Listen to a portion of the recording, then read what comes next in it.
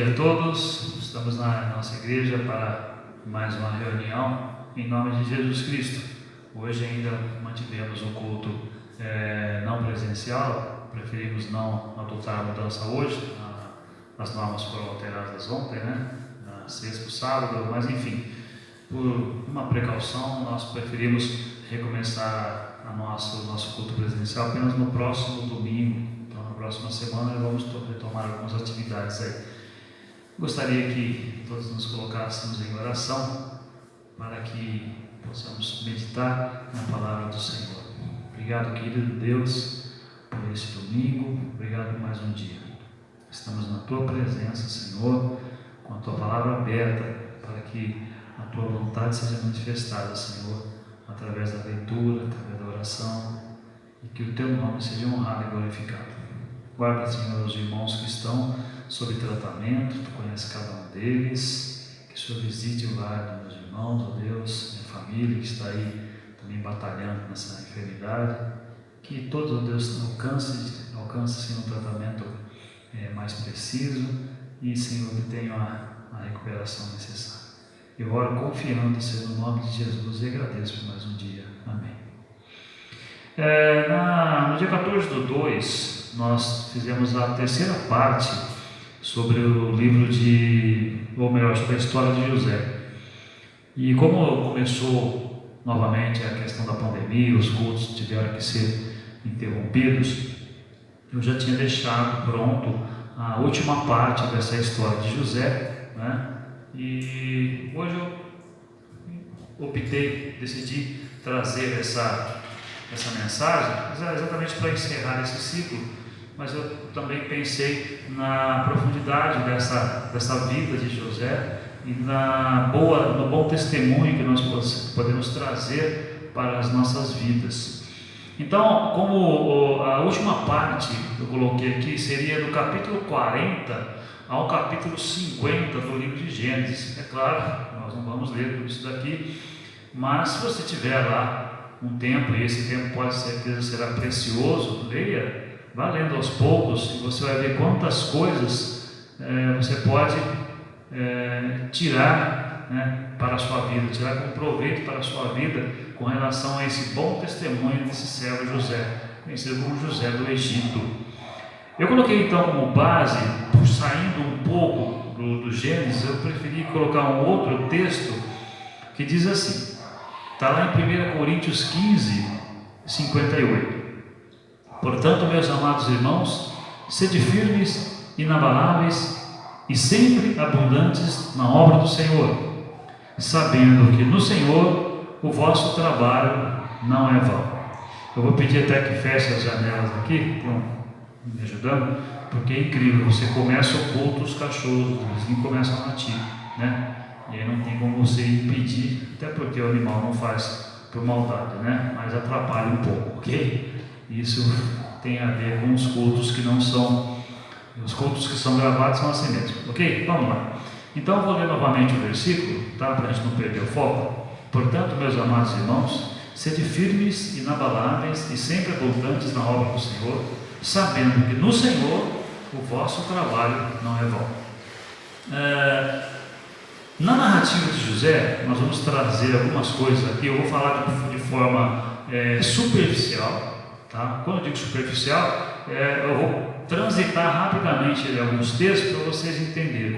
Só rememorando, o José, ele era filho de Jacó, e tinha lá uma turma, vários irmãos, que por ciúmes, por inveja e por uma má atitude, é claro, dentre muitas maldades que fizeram com ele, combinaram em vendê-lo para alguns mercadores, e ele foi deixado lá na terra do Egito.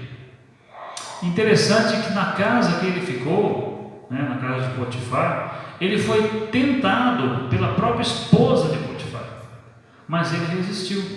Só que ela não desistiu e acabou tentando agarrá-lo. Ele se desvencilhou, mas como ela segurou em suas vestes, ela começou a gritar, segundo a narrativa bíblica, e vieram ali os funcionários, digamos assim, daquele homem que era poderoso naquela época, e o deteram e ele foi encaminhado ao cárcere.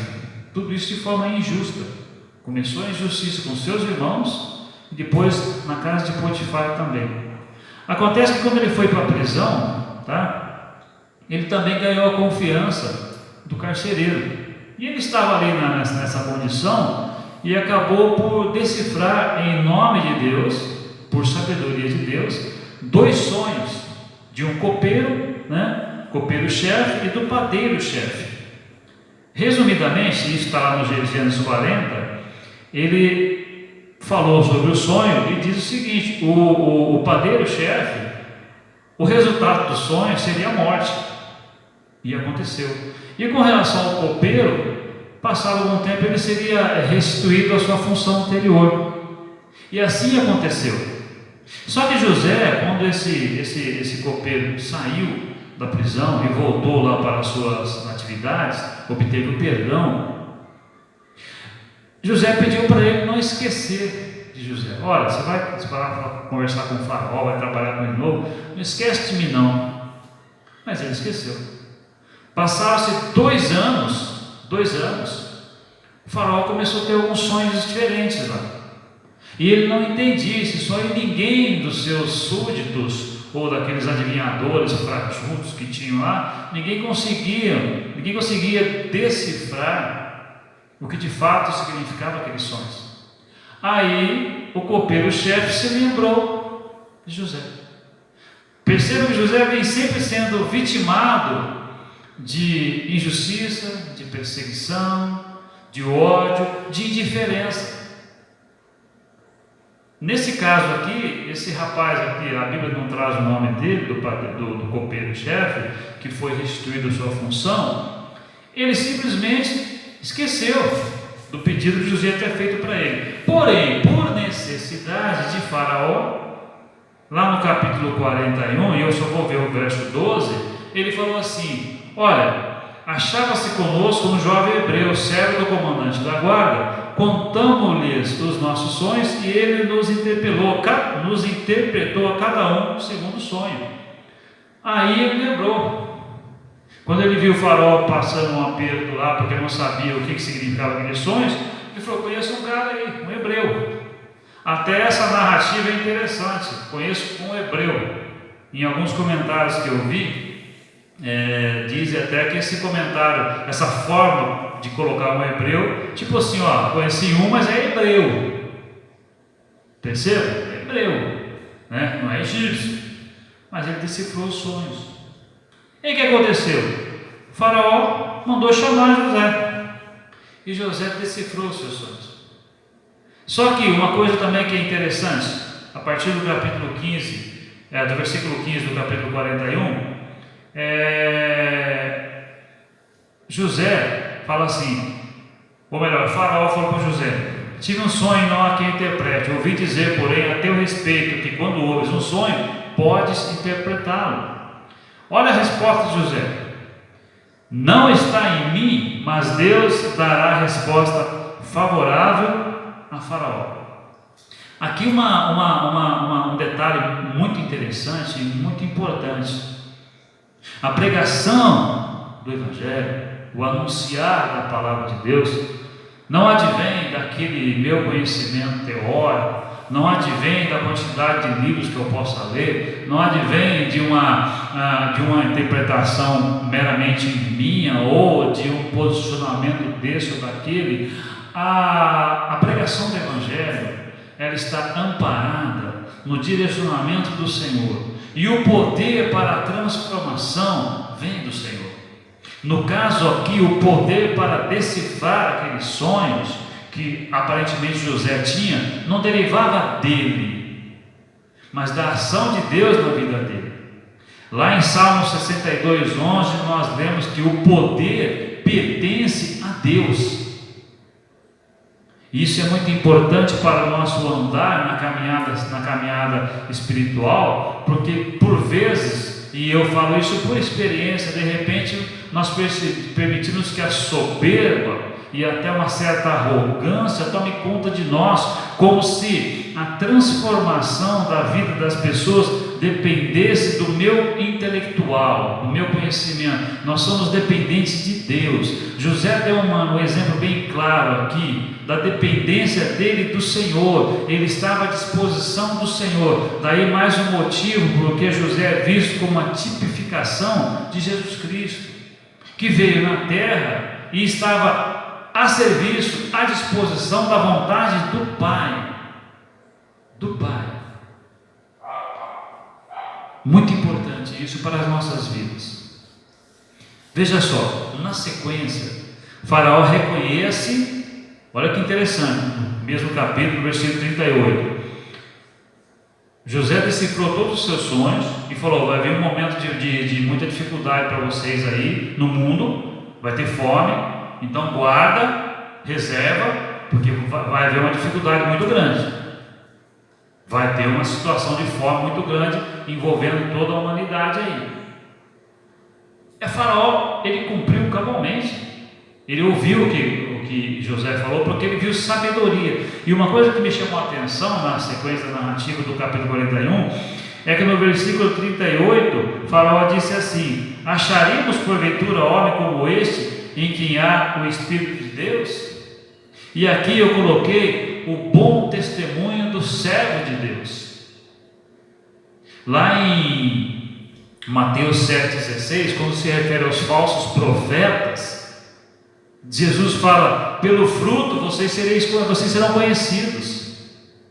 E eu penso que diante da humanidade, diante da sociedade que nós estamos vivendo hoje, tudo que nós estamos presenciando, fica até fácil nós percebemos isso, fácil entre aspas, porque você não pode entrar no campo do pré-julgamento, no campo da condenação. Simplesmente você fica analisando. Nós temos que analisar os frutos na vida das pessoas que se intitulam profetas, ou hoje nem tem profetas, mas eu digo, se intitulam pregadores, pastores, servos de Deus em qualquer sentido, independente se está sendo um pastor, presbítero, ou afim, mas um servo de Deus.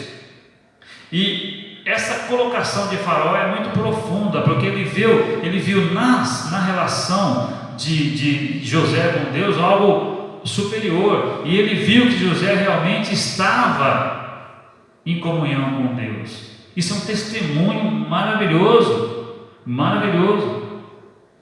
E o interessante é que através da vida de José, através dessa relação que José teve com o Faraó viu que realmente ali estava um cara diferenciado, né? José teve a sua vida mudada radicalmente. Ele passou a governar no Egito e somente Faraó era seu superior. Imagine essa situação. Imagine o grau de responsabilidade. Aqui a Bíblia fala, olha: administrarás a minha casa 41:40, e a tua palavra obedecerá a todo o meu povo. Somente no trono eu serei maior do que tu. Disse mais Faraó a José: vês que te faço autoridade sobre toda a terra do Egito.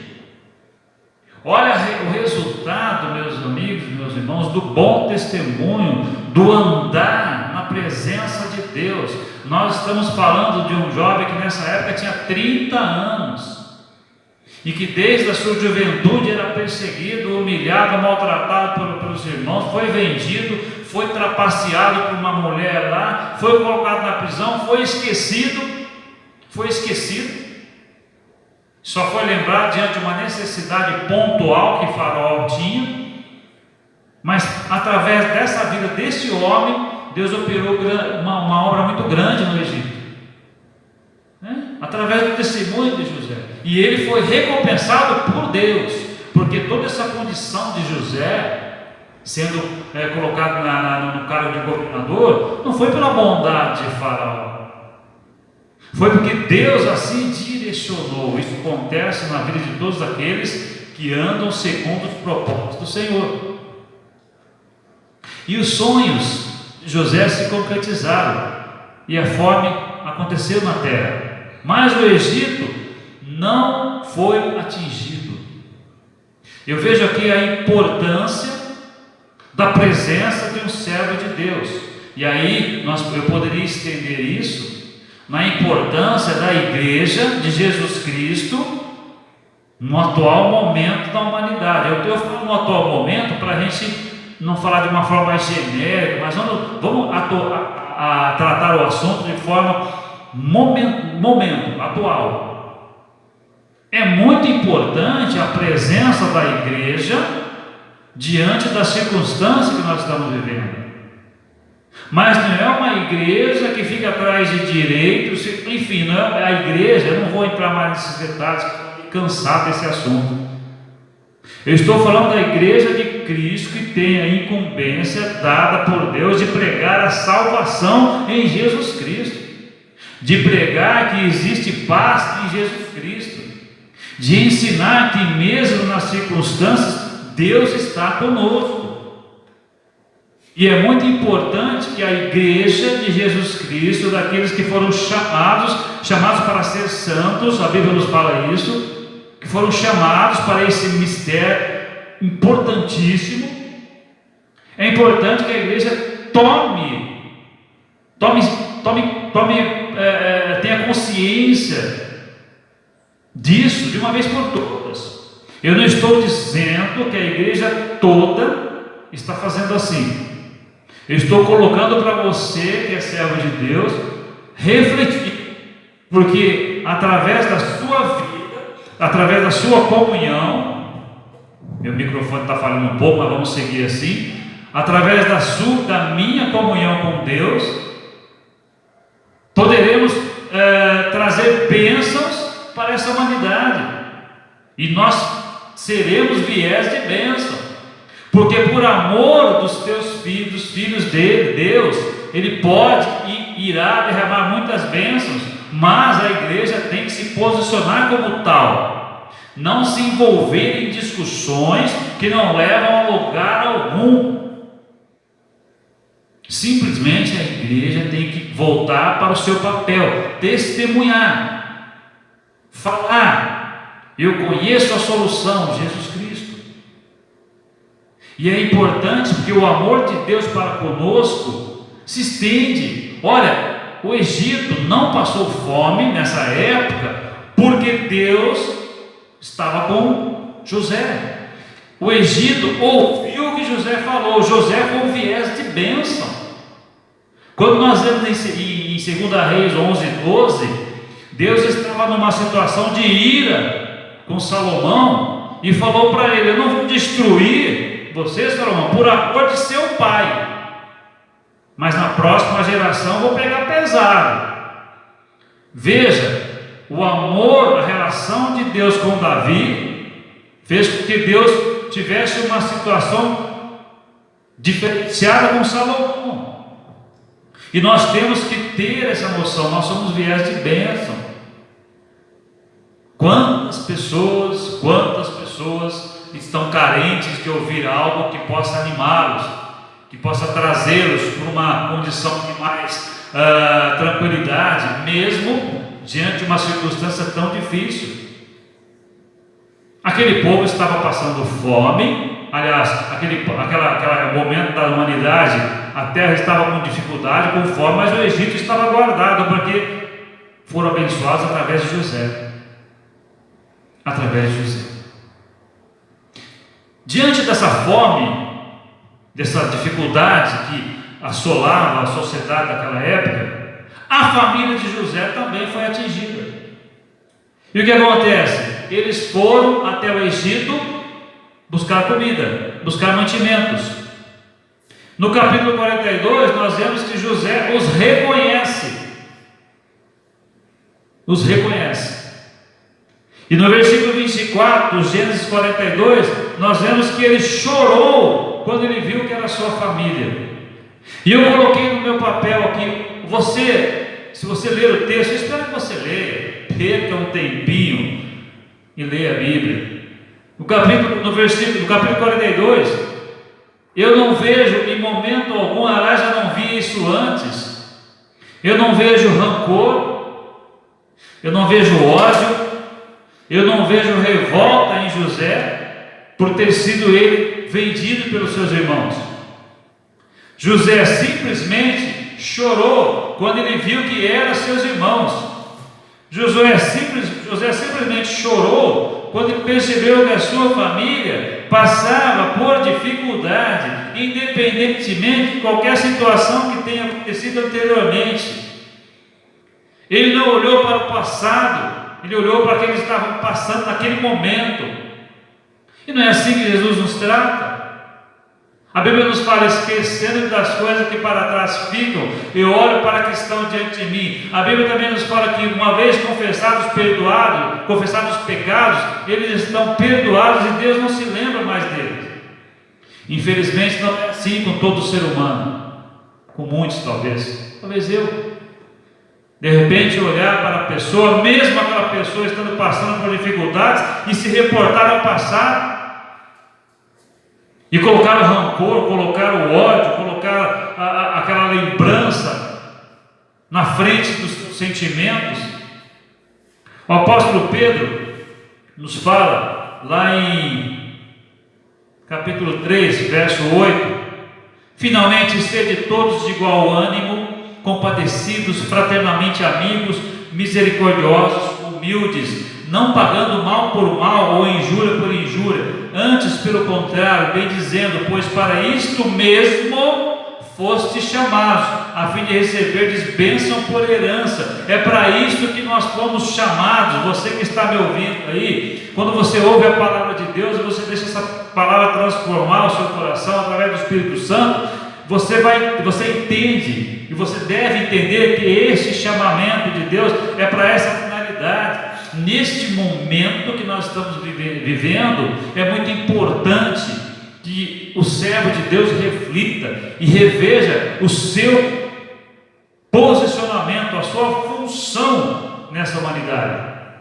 Essas palavras de Pedro, que anteriormente era um homem arredio, um homem de difícil trato, mas aqui transformado pelo Espírito Santo, eu vou dizer novamente: sejam todos de igual ânimo, compadecidos, fraternamente amigos, misericordiosos, não paguem mal por mal, injúria por injúria, pelo contrário, bem dizendo, pois para isso fossem chamados. Para isso que nós fomos chamados.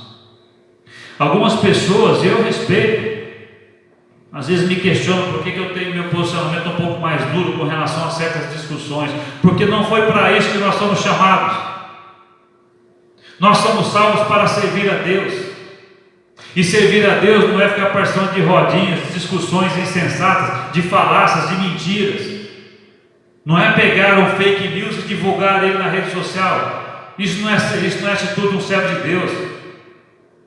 Aliás, isso não é atitude de quem tem caráter. Então, às vezes as pessoas nos questionam: por que você foge desses assuntos? Não é questão de fugir, é que eu olho para a Bíblia e falo: mas não é para isso que eu fui salvo. Eu fui salvo para servir, para testemunhar. Existem muitas situações, sim, eu te garanto, que as pessoas às vezes proferem palavras, ou até me mandam textos, ou até me mandam vídeos, que eu gostaria muito de responder. Eu falo: onde tirou essa besteira? Mas eu olho para a Bíblia.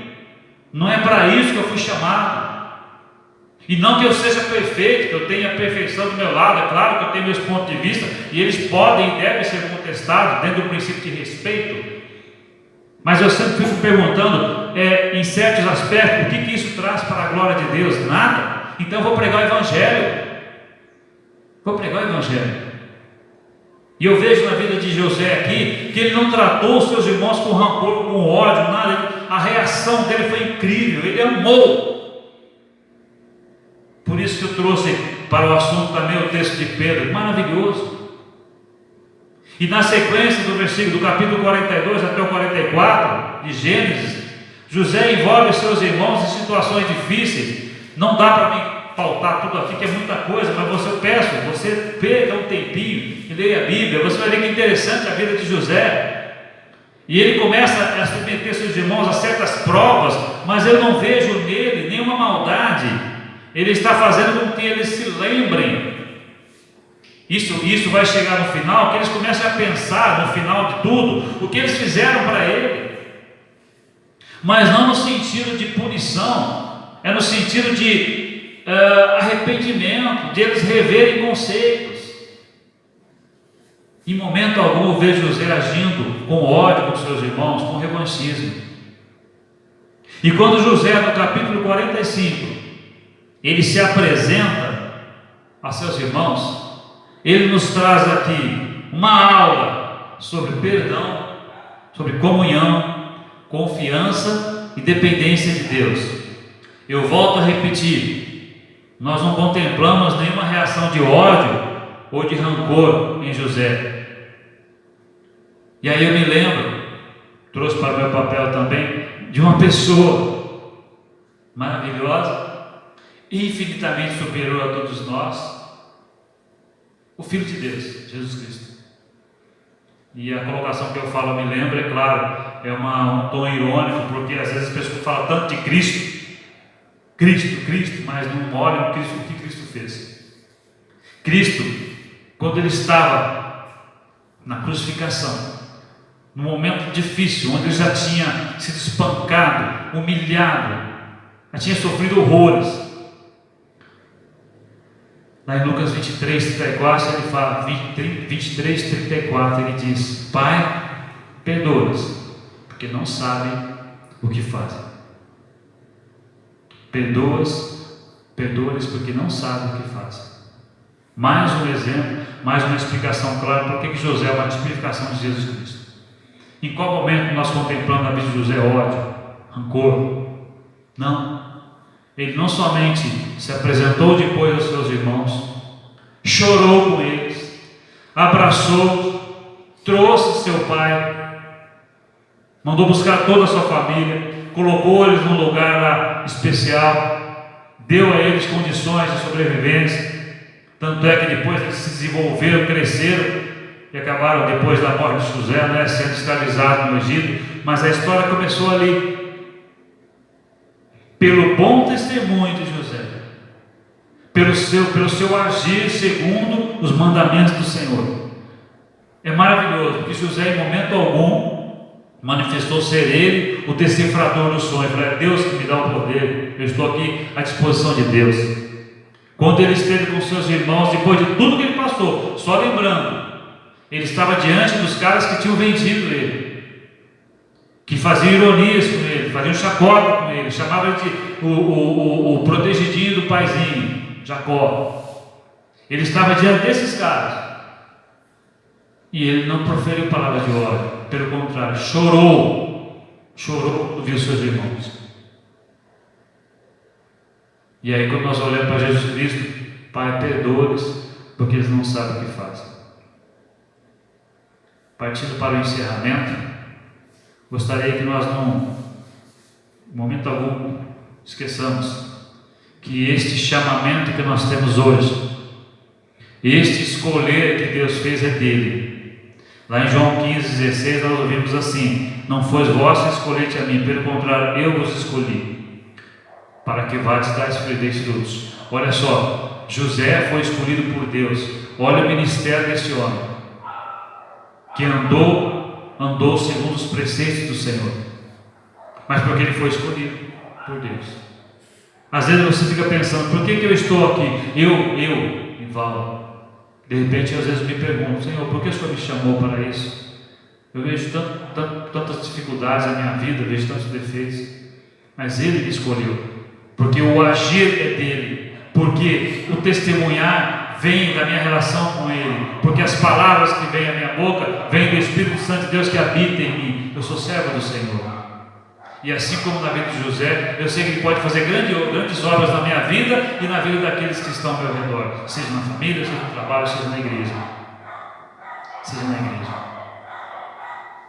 Para encerrar, como uma aplicação também, quando José resgatou a sua família da fome, eu vejo aqui que também Jesus Cristo, que eu coloquei aqui, através da vitória de José, sua família foi resgatada da fome que assolava o mundo naquela época. Por Jesus Cristo, pela sua morte, nós somos resgatados de uma vida de derrotas, uma vida de pecado. Lá em Efésios 2:1 fala: Ele vos deu vida. Como eu vou achar aqui, tá? Para não falar que são as minhas palavras, está fácil aqui. Efésios 2. Cadê? Efésios 2. Ele vos deu vida, estando vós mortos em vossos delitos e pecados. Jesus Cristo.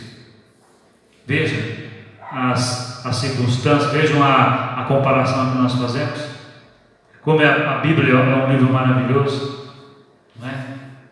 Veja, toda essa circunstância que envolveu a vida de José teve por objetivo trazer para aquele povo a soberania de Deus e o que Deus pode fazer na vida de uma pessoa e daqueles que o circundam. Deus quer fazer isso na nossa vida também. Deus quer fazer isso também. Nós somos resgatados de uma vida de pecado, de uma vida perdida, através de Jesus Cristo. E através de nós, muitas bênçãos podem chegar para outras pessoas, mas não pela nossa bondade, não pelas nossas palavras bonitas, não, pela palavra do Senhor, pela pregação do Evangelho. Neste momento, muitas pessoas estão passando por dificuldades, muitas lutas na área de saúde principalmente. Em quem você vai esperar? Em Deus? Que nós sejamos vitoriosos, se é em Deus. Se é em outras coisas, olha, eu tenho uma notícia ruim para você. Não espere, não espere. A preocupação de algumas pessoas, de muitas pessoas, aí não é com você. Não é com você. Hoje eu tive o desprazer de ver logo cedo. Hoje é muito comum falar em aglomeração, né? A ação de algumas autoridades tentando parar com algumas aglomerações, sabe? E as pessoas simplesmente debochando, dando risada e falando claramente: eu não estou nem aí, eu não tenho preocupação com isso. É claro que a discussão nesse campo é muito ampla, eu não quero discutir sobre isso. Eu só quero colocar como que é estranho você ter que impor uma regra para que a pessoa cuide do outro. Esse é o mundo que você está vivendo. Já falei isso dias atrás e repito aqui. Se apegue a Deus, se apegue ao Senhor. E nós, como servos de Deus, vamos abrir os nossos olhos, os nossos ouvidos e vamos usar vamos fazer o uso, né, da responsabilidade que Deus nos dá, de sermos testemunhas, através do bom pregador, através do bom testemunho. Bênçãos são jogadas sobre a terra, são atiradas sobre a terra. Olha a vida de José. É um exemplo de perseverança, de honestidade, de lealdade ao Senhor, de dependência ao Senhor. E a bênção não ficou só na vida dele, também para os seus irmãos, para a sua família. E é isso que nós temos que pensar. Pense, vamos pensar sobre isso nessa semana, vamos refletir. Nós temos um Deus maravilhoso que está querendo, Ele quer nos abençoar. Agora precisa ver se nós estamos buscando essas bênçãos. E buscar a bênção não é buscar dinheiro, não. Volto a falar aqui de novo. Não é isso que eu estou anunciando aqui, não. É buscar a direção de Deus, para que nós possamos andar, como a Bíblia fala. Eu vou encerrar aqui. Lá é andar de forma altaneira, não é? Nós andamos, segundo diz os Salmos, não é? O Senhor é o meu pastor, nada me faltará. Como é bom que a gente pode dizer isso, né? Lá em Abacuque nós lemos do andar altaneiro. Sabe o que é o andar altaneiro? Que voa bem alto. Lá no Salmo 23 ele fala: o Senhor é o meu pastor, nada me faltará. Ele me faz repousar, Ele me leva, me refrigera a alma, alivia minha alma, reconforta, me guia e está sempre comigo. É isso que eu quero trazer para você nesta manhã. Deus está sempre conosco. Que Deus abençoe a sua vida e que nós possamos, como José, permanecer firme na presença do Senhor, testemunhar aquilo que Deus é e sempre colocando que é Deus que faz. O querer é de Deus, não o nosso. Que Deus abençoe a sua vida. Nós vamos orar. Obrigado, querido Deus, por este momento, por esta palavra. Obrigado, Senhor, por tudo que falaste ao meu coração. E com certeza falará o coração daqueles que estão ouvindo. Que seja realmente, ó Deus, motivos de agradecimento, de louvor, que nos apeguemos, ó Deus, cada vez mais aos teus princípios, que saibamos buscar a tua presença.